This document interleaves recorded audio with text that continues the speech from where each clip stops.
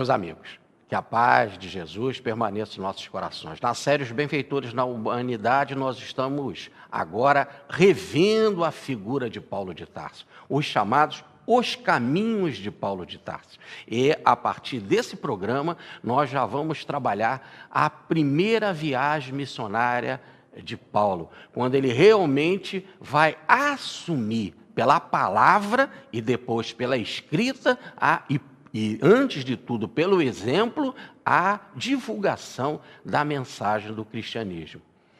Assim, a primeira viagem missionária de Paulo de Tarso. Ele está, como nós estávamos falando no último programa, na cidade de Antioquia, da Síria, como era chamada naquela época, e Antioquia, que hoje fica na Turquia. É de Antioquia que ele vai partir com Barnabé para a sua primeira viagem. Assim nós temos. Como que ele resolve fazer esse caminho? Há uma voz espiritual dada pelo médium que diz assim: destaque-se já Barnabé e Saulo para a obra que eu os tenho chamado. Repare que é a convocação de Cristo através de Estevão, que fazia uma espécie de interface entre Cristo e a missão de Paulo. Então eles destacam Barnabé e Saulo para esse trabalho da divulgação do cristianismo. Eles jejuaram, fizeram oração, imporam as mãos sobre ele, derramaram bênçãos, aí o passe, né? E eles foram despedidos e começaram, então, a sua viagem. Inicialmente, José Barnabé, esse era o nome de batismo, né? Ele era natural da ilha de Chipre, a grande ilha de Chipre, ali no mar Mediterrâneo. E ele tinha resolver problemas com a família, então a viagem missionária começa ali por Chipre. Desceram a Seleucia e dali chegaram à ilha de Chipre. Barnabé tinha compromisso de família em Sítium e, depois de resolver os seus problemas familiares, ele vai, então, juntamente com Paulo, peregrinar por várias localidades da ilha. Barnabé tinha uma palavra contemporizadora, é bom aqui lembrar, nessa época Paulo ainda não pregava, ou como diz o Emmanuel, a sua dialética ainda estava um pouco confusa. A missão percorreu então toda a ilha de Chipre, né, nas numerosas localidades pregando. Isso tudo foi dando experiência a Paulo de Tarso. Atravessaram, então, toda a ilha até Neopafos. E ali, na residência do procônsul Sérgio Paulo, que foi uma surpresa para Saulo, encontraram ali. Quem era Sérgio Paulo? Sérgio Paulo foi o protetor, defensor de Gesiel, que depois de batizado passa a ter o nome de Estevão. Então, Sérgio Paulo, o procônsul, defendeu Gesiel e deu para ele a vida, já que ele era um condenado aos remos, né? Aos barcos, a remar aos barcos pesados.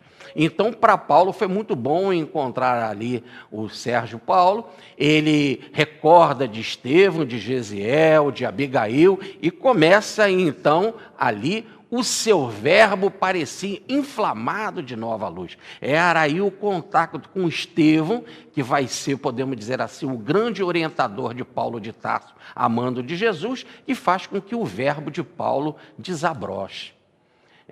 Mas ali também havia um mago judeu chamado Barjesos, né, que desafiou Paulo, dizendo que ele era um mago, que ele era uma pessoa que estava apresentando um Deus diferente, e além de desafiá-lo, e Paulo tirou o dom dele da magia, né? Ou o dom dele de usar a mediunidade de forma distorcida, ele então pede a Paulo quanto que ele queria em termos de dinheiro para também ter aquele poder tão especial de pregação e de domínio de curas que ele, Paulo, possuía. E aí, por castigo, ele fica cego por 4 horas, esse mago Barjesos, para reconhecer que a mensagem de Jesus não tem preço, né?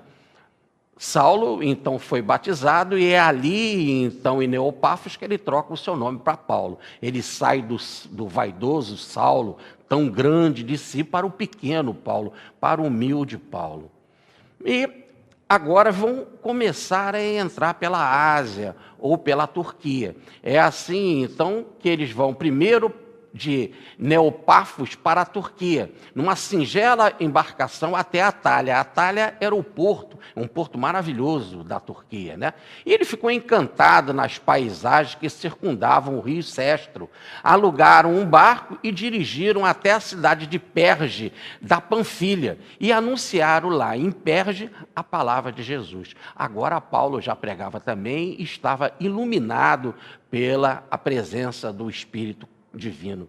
Marcos se separou deles, voltando para Jerusalém. E por que Marcos se separou? Dizia assim, olha, como é que nós vamos andar aí pela Turquia? Nós não temos recursos, caminhar por essas florestas, por esses rios encachoeirados, e pôs, onde que nós vamos ter? Então houve uma desavença, uma falta de inteligência entre Marcos e a missão de Paulo. Barnabé ainda tentou contemporizar, mas não teve jeito. Paulo estava decidido e Barnabé segue com ele e Marcos retorna para Jerusalém. De Perge, eles vão para Antioquia da Pisídia, e Paulo lá também tomado pelo Espírito prega. Pregou na sinagoga. E qual foi o tema? O messianato do Cristo. Quer dizer, o Cristo é o Messias, o enviado, o prometido por Deus, desde as primeiras alianças. Que a cruz dele não é cruz de ignomia, é cruz de libertação, porque ele aceitou o martírio para o benefício de toda a humanidade, para aprendermos a perdoar, para aprendermos a confiar em Deus, e que sua ressurreição mostra que ele está vivo, plenamente vivo, porque o túmulo não foi suficientemente grande e forte para prendê-lo, já que ele é imortal e, como imortal, liberto, canta e vibra. Mais ainda, Paulo ali vai trabalhar como tecelão na casa de Ebraim. Mais tarde, na casa desse senhor Ebraim, ele vai ter a sua igreja na cidade de Antioquia da Pisídia. Paulo sempre usava dos seus próprios trabalhos manuais para não ser pesado à comunidade e viver do seu próprio trabalho. Barnabé, que não tinha o conhecimento da tecelagem, vai ser operário na olaria de um senhor chamado Eustáquio. Todos os dois, tanto Ebraim como Eustáquio, participantes do cristianismo nascente. No sábado seguinte, grande multidão foi ouvir a palavra de Paulo, e mais os judeus tomaram de inveja, porque todos ficaram admirados, que discurso maravilhoso. E como eles apresentavam uma mensagem diferente na sinagoga, automaticamente a inveja aconteceu. Lá em Antioquia, então, por 8 meses ensinaram o evangelho. Repare que foi uma parada, podemos dizer assim, de grandes frutos, de grande penetração da mensagem de Jesus. Os judeus, então, instigaram mulheres e homens de posição da cidade para perseguirem Paulo e Barnabé. Ibaim e Eustáquio receberam a seguinte ordem: ou expulsa Barnabé e Paulo da cidade, de suas casas, ou eles, o Ibaim e Eustáquio, serão flagelados e ficarão no cárcere. É assim, então, que Paulo e Barnabé resolvem partir. Eustáquio, patrão de Barnabé, dá uma carta de apresentação ao Onesíforo, da cidade de Icônio. Ele agora, com essa carta de apresentação, eles partiram, então, para a cidade vizinha de Icônio, uma das belas cidades da Turquia. Em Icônio, Paulo e Barnabé falaram na sinagoga e veio a crer uma grande multidão. E a própria igreja do cristianismo nascente ali em Icônio foi montada na casa de Onesíforo.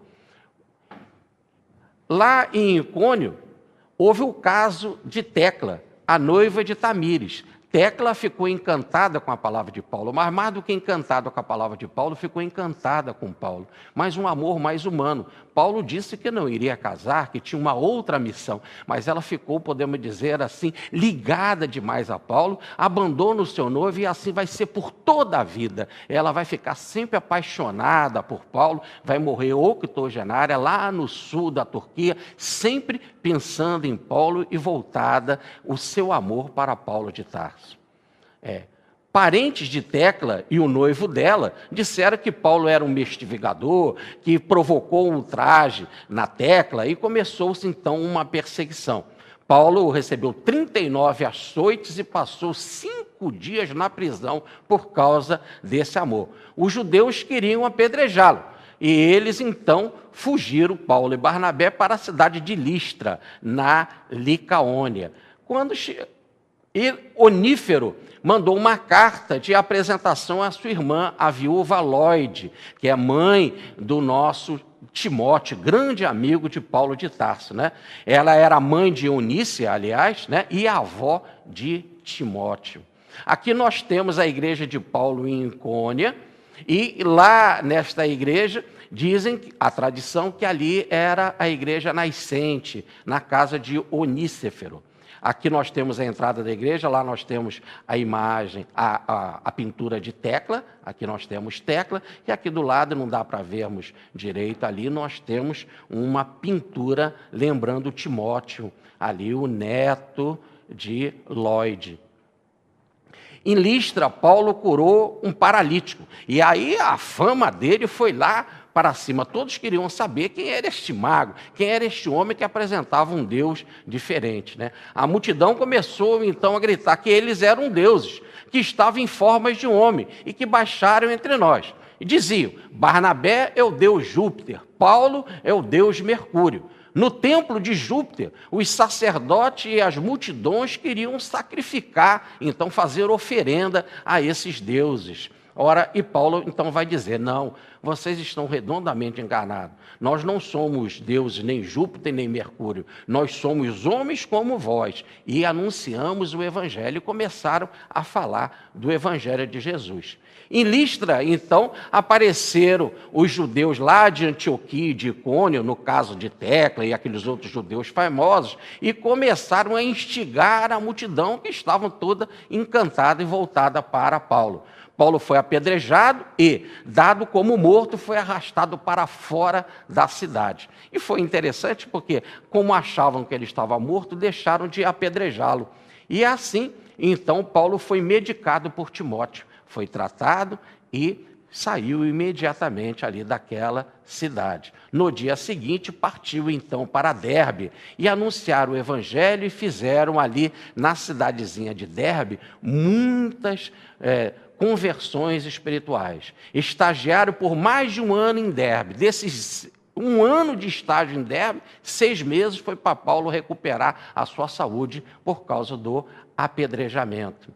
Voltaram e então fecharam o primeiro ciclo dessa primeira viagem, voltaram para Listra, para Icônio, para Antioquia de Pisídia, para fortalecer as igrejas que eles haviam fundado, elegeram presbíteros, que são pessoas mais responsáveis, mais amadurecidas, a tradução é velho, mas dá a ideia dos mais amadurecidos, para que pudessem eles cuidar daquelas igrejas fundadas nessas muitas cidades. Dali eles atravessaram toda a Pisídia, voltaram para a cidadezinha de Derbe, chegaram ao porto de Atália, na Turquia, e voltaram. Dali navegaram para Antioquia da Síria, atual Turquia. E lá relataram toda a obra dessa primeira viagem missionária, dizendo, olha que frase lindíssima: Deus abrira a porta da fé aos gentios. Agora os gentios conheciam também a revelação do Cristo, igual aos judeus lá de Jerusalém, que recebiam o anúncio através da Casa do Caminho. É evidente, então, que Paulo é convocado para dar as explicações às autoridades da Casa do Caminho, que é João, Pedro e Tiago, né? E lá na Casa do Caminho, em Jerusalém, ele teve de explicar a sua missão entre os gentios. É assim que vai haver o primeiro concílio de cristãos em Jerusalém. Alguns fiéis oriundos do farisaísmo intervieram. Era necessário circuncidar os gentios e que observasse a lei de Moisés. Ora, Paulo então convertiu os gentios que tinham outra religião e agora dizia que para seguir Cristo eles tinham de seguir os rituais judaicos, como a circuncisão, a marca no pênis e no prepúcio e mais que isso, seguir todas as recomendações da lei de Moisés, tudo diferente daquilo que Paulo fazia entre os gentios. Mas como Paulo foi recebido nesse concílio? Diz ele, diz Paulo, e reconhecendo a graça que me foi dada, Tiago, Cefas, que é Pedro, e João, considerados como colunas da igreja, deram-nos a mão, a mim e a Barnabé, em sinal de comunhão, a fim de que nós fôssemos aos gentios. Então eles receberam autorização, se cumprimentaram, o que mostra dignidade. Não se estavam ainda se entendendo com relação à mensagem,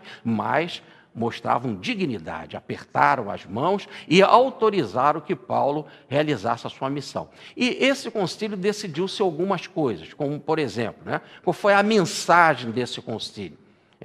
Alguns dos nossos, sem mandato de nossa parte, quer dizer, alguns judeus intransigentes, saindo até vós, quer dizer, indo até os gentios, perturbaram-vos.